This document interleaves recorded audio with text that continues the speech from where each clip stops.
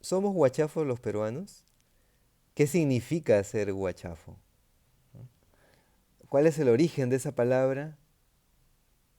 Extraña quizás para quienes no sean del Perú, de la cual Mario Vargas Llosa vuelve en su novela, en su última novela, Le dedico mi silencio. Vuelve porque ya se había ocupado en un artículo publicado el 29 de agosto de 1983 en el diario El Comercio.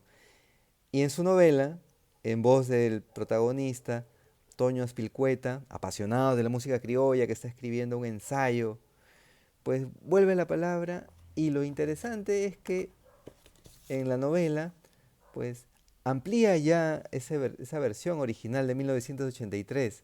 Hay muchos pasajes que se mantienen, pero otros que les ha añadido, por ejemplo, contexto, en el caso de la etimología o el origen de la palabra, guachafería, citando a Marta Hildebrand, y el origen colombiano de ese término, como dice aquí, ¿no? Que se utilizó por primera vez en Colombia el término guachafita, con G, en referencia a una fiesta bulliciosa. Pero una anécdota quizás grafica esto, ¿no? Una anécdota que le cuenta Estuardo Núñez, dice Marta Gilebra.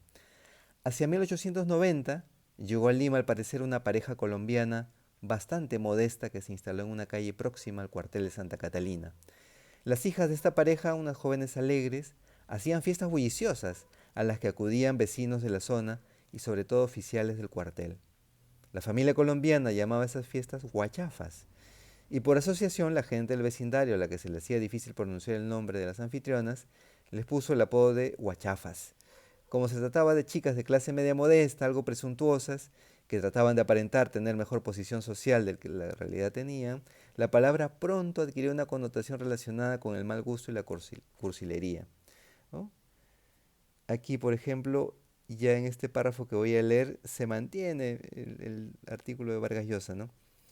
En verdad, es algo más sutil y complejo, se refiere a la palabra guachafo, una de las contribuciones del Perú a la experiencia universal. Quien la desdeña o malentiende queda confundido respecto a lo que es este país, a la psicología y cultura de un sector importante, y acaso mayoritario de los peruanos, porque la guachafería es una visión del mundo, a la vez que una estética, una manera de sentir, pensar, gozar, expresarse y juzgar a los demás. La cursilería es la distorsión del mal gusto, del gusto. Una persona es cursi cuando imita algo, el refinamiento, la elegancia, que no logra alcanzar, y en su empeño rebaja y caricaturiza los modelos estéticos. La guachafería no pervierte ningún modelo, porque es un modelo en sí misma.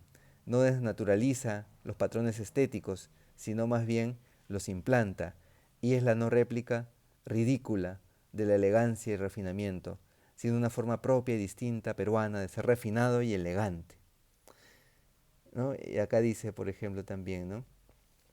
Hay una guachafería aristocrática y otra proletaria, pero es probable que sea en la clase media donde ella reina y truena. A condición de no salir de la ciudad, está por todas partes.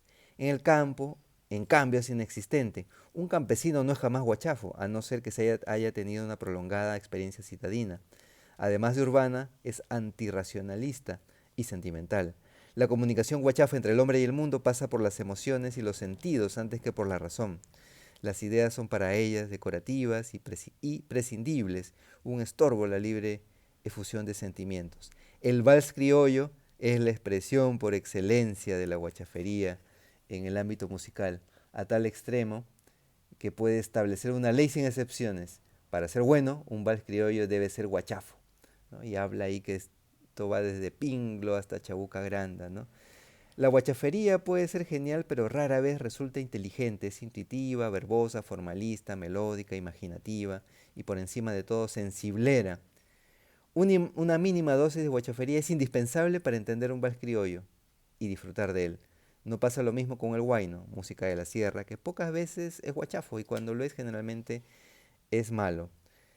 Pero eso sería una, pero sería una equivocación deducir de esto que solo hay guachafos y guachafas en las ciudades de la costa y que las de la sierra están inmunizadas contra la guachafería. El indigenismo, explotación sentimental, literaria, política e histórica de un Perú prehispánico y romántico, es la versión serrana de la guachafería costeña. Se dio sobre todo en Puno y en el Cusco, aunque se extendió por toda la sierra. El hispanismo, en cambio, es la explotación sentimental, literaria, política, histórica de un Perú hispánico estereotipado y romántico. Me sigo saltando acá porque esa parte de la novela es larga. La fiesta del Inti Raymi, que resucita cada año en el Cusco con millares de extras, es una ceremonia intensamente guachafa. Ni más ni menos que la procesión del Señor de los Milagros, que a Morata Lima, adviértase que utilizo el verbo con guachafería el mes de octubre. Por su naturaleza, la guachafería está más cerca de ciertos quehaceres y actividades que de otros, pero en realidad no hay comportamiento ni ocupación que le excluya en esencia. La oratoria solo si es guachafa seduce al público nacional. El político que no gesticula, que prefiere la línea recta a la curva, que no abusa de las metáforas y no ruge o canta en vez de hablar, difícilmente llegará al corazón de los oyentes. Un gran orador en el Perú quiere decir, es el caso de Aya La Torre, el fundador del aprismo, alguien frondoso, florido, teatral y musical. En resumen, un encantador de serpientes. Y también aquí llega la literatura, miren, ¿no? ¿Acaso donde mejor se puede apreciar las infinitas variantes de la guachafería es en la literatura? Porque de manera natural ella está sobre todo presente en el hablar y el escribir.